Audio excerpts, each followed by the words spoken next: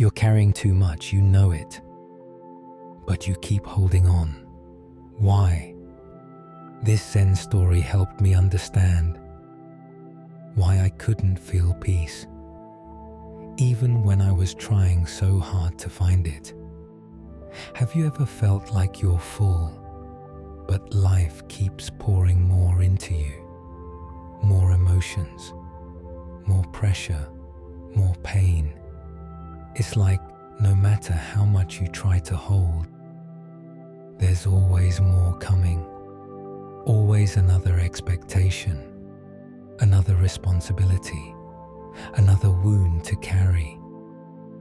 I remember a time when I was drowning, not in water, but in the weight of my own unprocessed life. Every experience, every hurt, every unspoken fear, they were all stacking up inside me like invisible luggage I've been carrying for years, until I heard this story. A story about a professor and a cup of tea. He was brilliant, educated at the top universities, published, respected, but inside, restless, confused. Something was missing. He traveled far to meet a Zen master. Not just a short journey, but weeks of travel, crossing mountains, traversing valleys, all with one purpose: to find answers.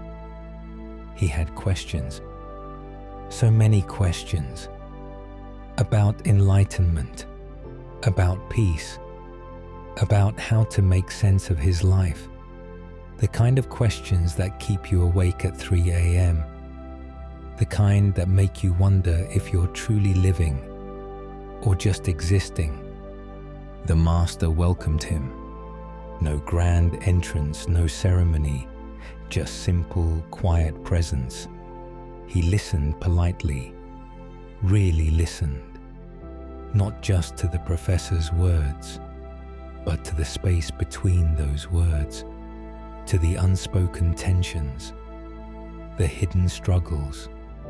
Then he began to pour tea, a simple white ceramic cup, steam rising, delicate, fragile. The professor kept talking, explaining everything he knew, everything he believed, his theories, his experiences, his pain. The master kept pouring, and the tea rose to the brim, then over it, spilling, soaking the table, dripping onto the floor. "Stop," the professor said, his voice sharp, frustrated. "It's full. It can't take any more." The master looked at him, calmly, softly, no judgment, no anger. "Exactly," he said. "You are like this cup, full of your own ideas, your own stories, your own pain. How can I offer you peace if you have no space to receive it?" Sometimes we are full too, full of heartbreak we never named, full of thoughts we never questioned, full of expectations that were never ours to carry. We collect pain like souvenirs. We hold on to stories that no longer serve us. We drag past wounds into our present like heavy chains. And still, we ask for healing. Still, we want peace. But there's no room.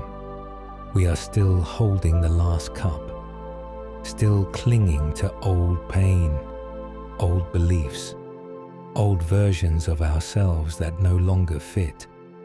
And peace is gentle. It needs space to enter. It whispers. It doesn't shout. So maybe it's not about adding anything more. Maybe healing begins by pouring some things out. letting go of the story, releasing what never belonged to you, emptying the cup.